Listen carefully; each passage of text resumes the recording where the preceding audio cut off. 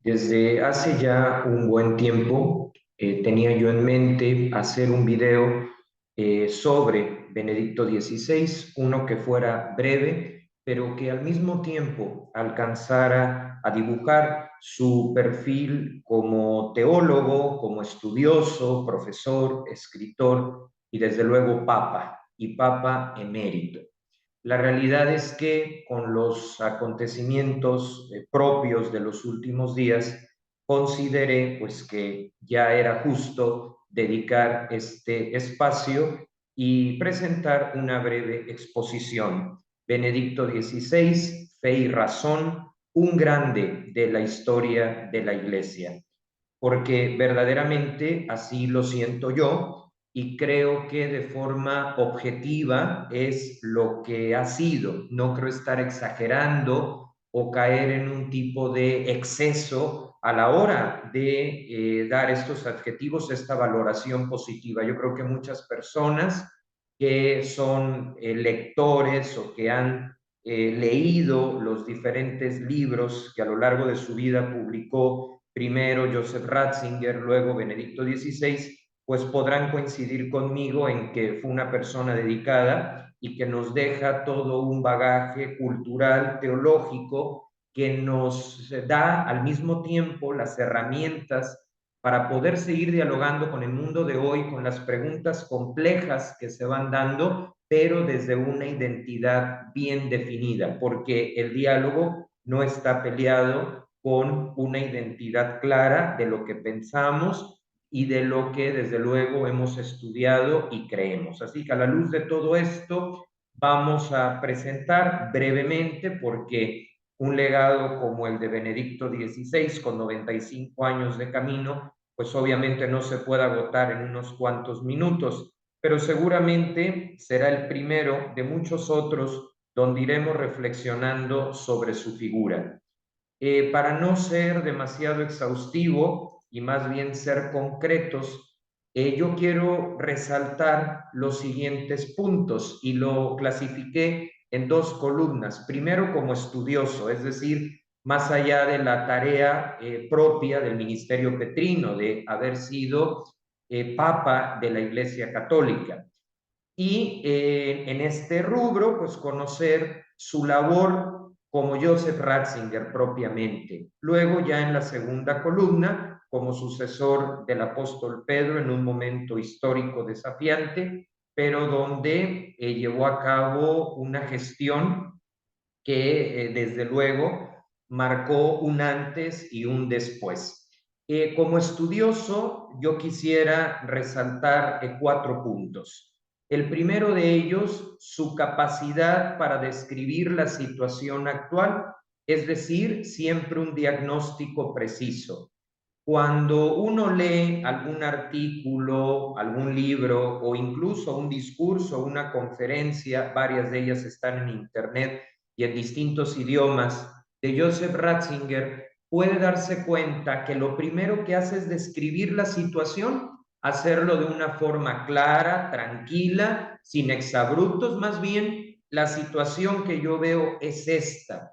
Y yo creo que todo intelectual debe saber leer el momento presente para desde ahí lanzar una propuesta, como él lo hacía a modo de segundo paso. Entonces, lo primero que hay que resaltar es que se trató de un autor conectado con lo que sucedía en las calles. Siempre pesó sobre él el prejuicio de que si pasaba demasiado tiempo entre los libros y que entonces no iba a entender a la gente, pero cuando uno lo lee, cuando uno lo escucha, esto se desmonta, se viene abajo instantáneamente, porque supo diagnosticar la realidad no solo de la iglesia, sino de la sociedad contemporánea, una mente que supo integrar todos los factores que la configuran. Así que esa es la primera nota. Sabía diagnosticar desde la fe y desde la sociología la realidad cultural del mundo, especialmente el contexto occidental.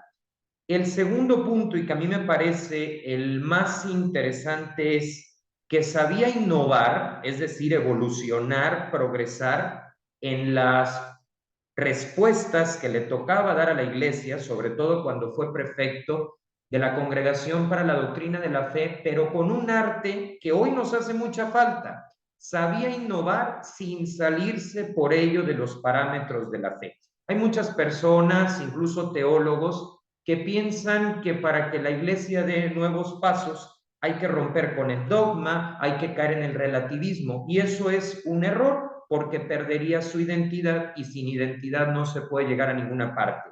En cambio, Joseph Ratzinger sabía entender que hay unos parámetros, pero que dentro de esos parámetros se puede mover con libertad. Entonces, muchas de las cosas que dijo, nadie las había mencionado. ¿Y por qué innovó? Porque ayudó a que la iglesia pudiera entrar en el pensamiento contemporáneo, porque supo, cual cirujano, mantener el equilibrio entre decir cosas nuevas, innovar teológicamente, pero sin traicionar por ello los límites que pone la fe, que son los dogmas y que precisamente sirven como candados para que la fe que Jesús enseñó pues sea la misma, que siga llegando a todas las generaciones y que no se preste por ello a manipulaciones. Entonces, este saber innovar dentro de la fe, este saber responder a preguntas complejas en el campo antropológico, por ejemplo, es un segundo rasgo que podemos notar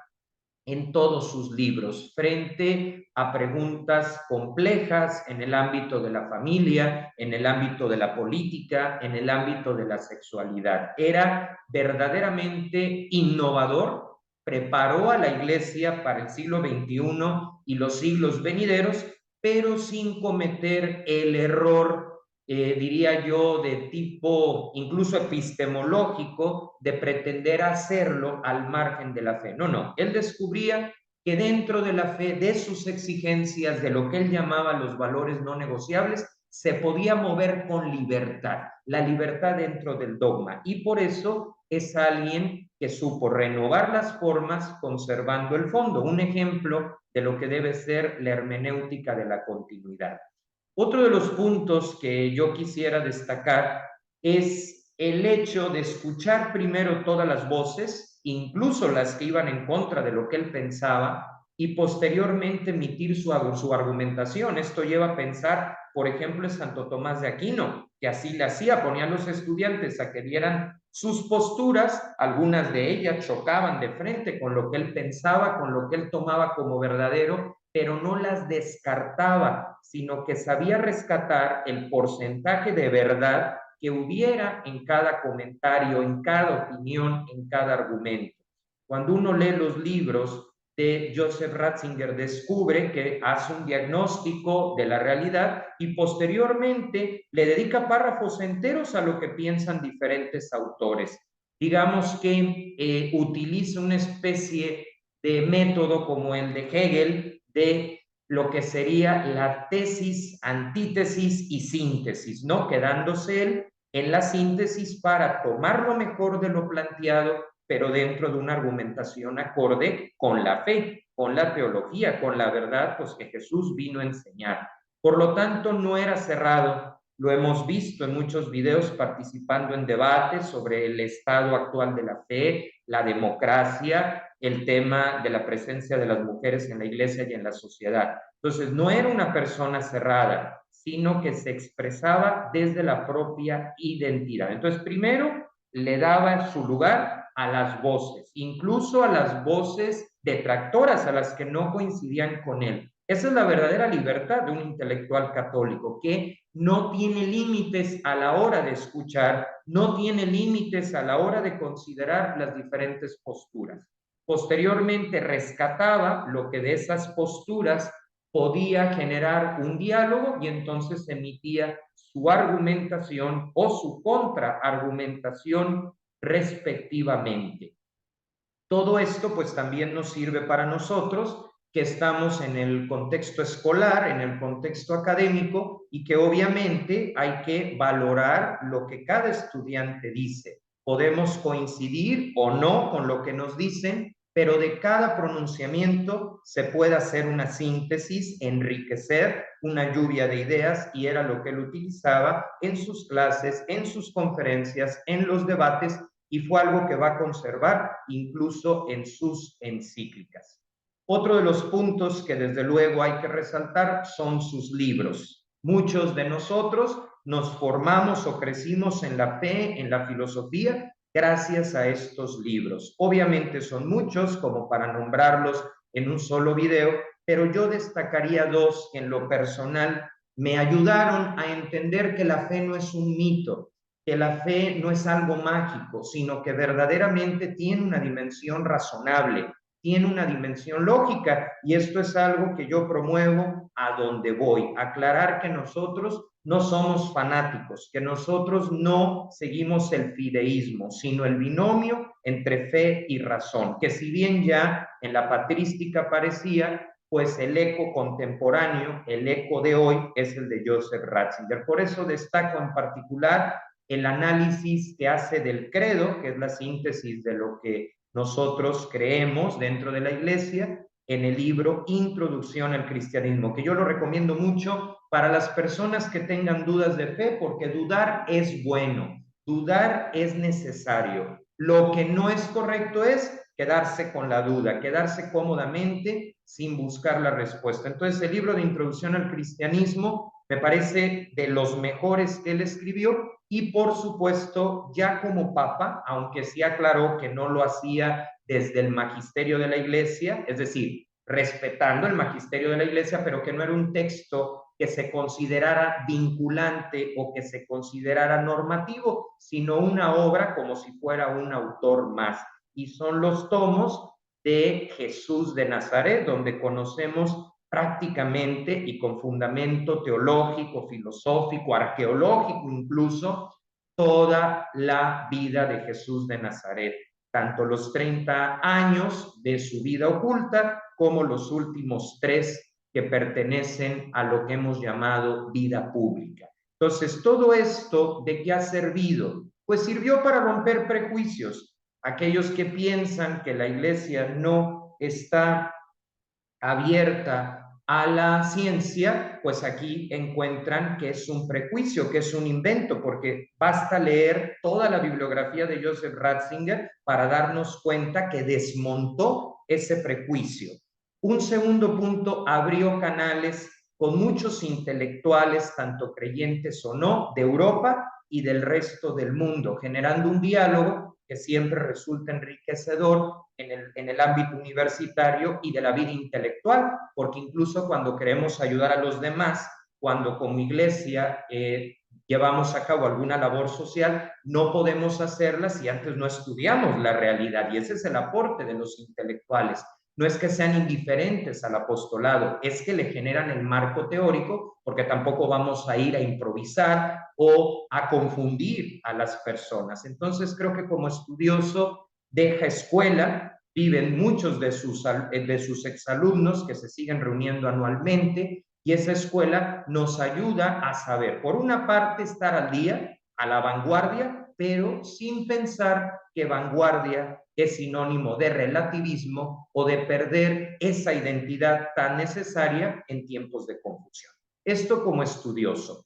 Ahora, como papa, sí, hay que resaltar diferentes aspectos. El primero, relanzó la fe. No era que los papas anteriores no lo hubieran hecho. Juan Pablo II, con las jornadas mundiales de la juventud, con los encuentros mundiales de la familia, claro que lo relanzó, pero evidentemente lo que hizo Benedicto XVI es, con ya tantas personas en sintonía que habían sido atraídas por Juan Pablo II, ahora él los llevó a los puntos básicos, a los puntos fundamentales. Fue llegar a la raíz de ese despertar masivo que provocó Juan Pablo II, pero que ahora requería formación, acompañamiento y raíces. Por eso se le llamó el Papa de la Razón. Sí, es muy significativo cuando le hacían preguntas improvisadas, es decir, que no le avisaban con anterioridad, y él dejaba los papeles a un lado y, como maestro que fue, retomaba esa experiencia pedagógica y contestaba, ¿no? Me acuerdo muy bien de una escena donde un niño le pregunta que cómo es posible que Dios exista si no lo ve, y entonces utiliza el ejemplo de la electricidad y le dice, mira, tú no ves propiamente la electricidad y sin embargo es la que hace que se encienda la bombilla, ¿no? Otro niño que le preguntaba, ¿por qué me tengo que confesar? Y él decía, bueno, porque cuando tú en tu cuarto limpias una vez, pues al poco tiempo se vuelve a empolvar y tienes que volverlo a limpiar. Por eso la frecuencia de la confesión, es decir, sabía contestarle a los niños y también sabía plantarse en un escenario complejo, ¿sí? Destaca, por ejemplo, antes de ser papa, el diálogo que a mí me parece genial y que tuvo con Habermas, que yo creo que explica a la perfección este relanzar la fe, pero vinculándola con la razón. Los que somos más de razonar, los que somos más de la parte intelectual, pues aquí nos sentimos apoyados y nos sentimos confirmados en nuestro trabajo, que tiene que ser desde la sencillez, como él también fue sencillo, porque uno nota su austeridad e incluso hasta su timidez. Entonces creo que este es el principal acento, ¿no? Por ejemplo, en aquella Jornada Mundial de la Juventud de 2011 en Madrid, cuando viene aquella tormenta de verano, que algunos asesores le dijeron que mejor se fuera porque había riesgos con el escenario y él permanece ahí con los jóvenes. Creo que es la escena principal de su pontificado. Pero lo que sucede después, ya cuando se calma la tormenta y les lanza un mensaje que los hace reír, que genera buen ambiente, ¿sí? De que han sido valientes, de que hemos vivido una aventura juntos, vuestra fuerza, vuestra fe es mayor que la lluvia. Después de eso viene un momento de adoración eucarística con la custodia de Toledo, que pues es una obra magnífica, quizás un silencio sepulcral en millones de jóvenes en torno a Jesús presente en la custodia. Esos gestos, esos espacios que habían pasado a un segundo plano, muchas veces por la cuestión de los organizadores, él le da un lugar central y esto lo rescato. Lo segundo, derivado de su actitud, de su reflexión, porque Benedicto XVI es argumento. Benedicto XVI es conectar los puntos de vista para llegar a la verdad. Logró que muchas figuras de todas las realidades sociales, políticos, no políticos, regresaran a la fe luego de haberlo leído, luego de haberlo conocido o luego de haber estudiado su pensamiento. Incluso en este canal que apenas está iniciando, ¿sí? Que es pequeño, a mí ya me ha tocado recibir mensajes de personas que aseguran haber regresado a la iglesia por el estilo de pontificado de Benedicto XVI y que no era alguien que le tenía miedo a las preguntas, no porque lo supiera todo, sino porque ponía al servicio lo que había estudiado. Entonces creo que esto también es clave. El tercer aspecto que para mí hay que valorar aún más, sí, obviamente un tema polémico, terrible, que fue la cuestión de los abusos, ¿no? Y aquí resaltar que frente a los abusos aplicó la tolerancia cero, que para mí es la única salida en estos casos. Tiene que haber una cuestión preventiva y cuando la prevención no es suficiente y lamentablemente alguien incurre en un delito, se le tiene que sancionar por la vía civil y cuando digo por la vía civil me refiero que el Estado lo sancione penalmente más las sanciones que deriven del derecho canónico. Entonces, frente a los abusos aplicó la tolerancia cero, generando una operación de limpieza sin precedentes. Expulsó a quien tenía que expulsar. ¿Por qué? Porque vino a ayudar a esa iglesia que estaba siendo carcomida desde dentro por personas sin escrúpulos, por criminales que lamentablemente no fueron detectados a tiempo, algunos de ellos incluso fundadores, y que realmente pues, estaban menoscabando la iglesia, violentando la dignidad humana. Y Benedicto se enfrenta a esto. Y a pesar de que algunas voces lo han señalado, la evidencia, porque siempre dio la cara, siempre compareció, ¿sí? Hasta últimas fechas compareció, exponiendo pruebas, diciendo esto fue A, B, C y D, pues se vuelve una persona que genera una operación de limpieza, pero no solo para que la institución quede limpia, sino dándole el primer lugar a las víctimas. Es el Papa que en sus viajes se va a reunir con las víctimas, que les va a escuchar, que les va a dar un lugar e iniciar junto con ellas una lucha que hoy está contribuyendo a crear espacios seguros. Yo creo que esto es su legado, que ya desde que era prefecto de la doctrina de la fe había comenzado esta lucha. De hecho, el primer paso que comenzó a dar resultados, obviamente que seguir trabajando en ellos, fue cuando tanto él como el Papa Juan Pablo II autorizaron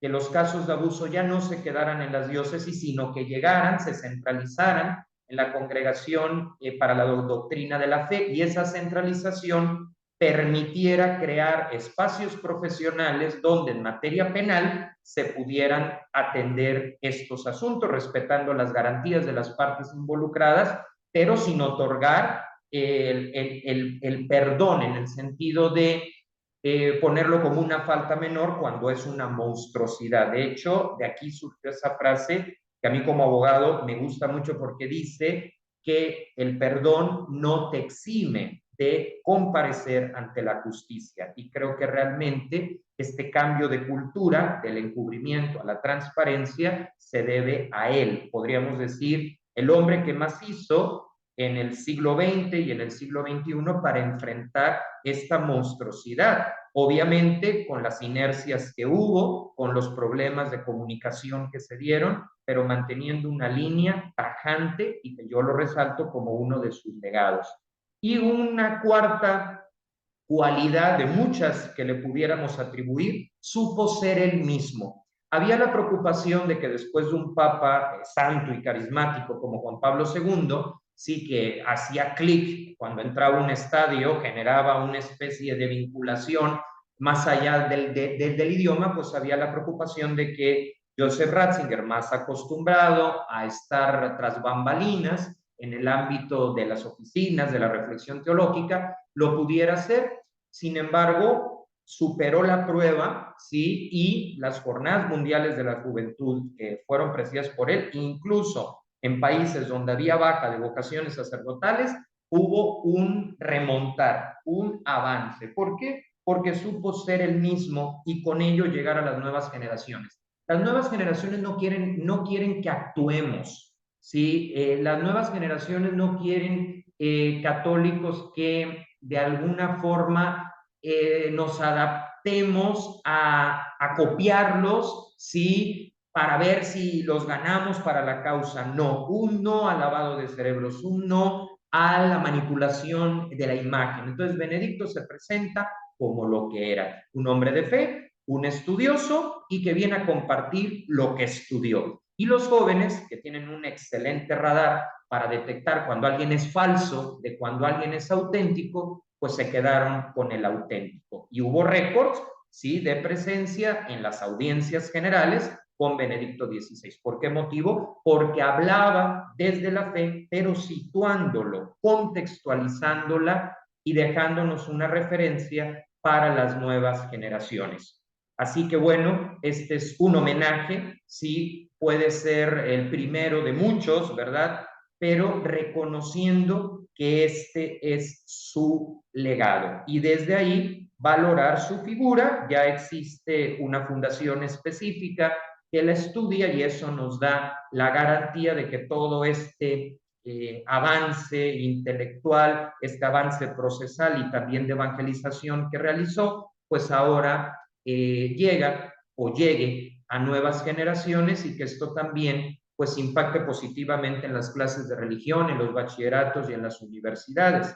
Esto, desde luego, nos da a un autor capaz de llegar a las grandes preguntas y quitar mitos, pues que obviamente cuando no se explican adecuadamente, alejan. Benedicto XVI, el Papa de la razón.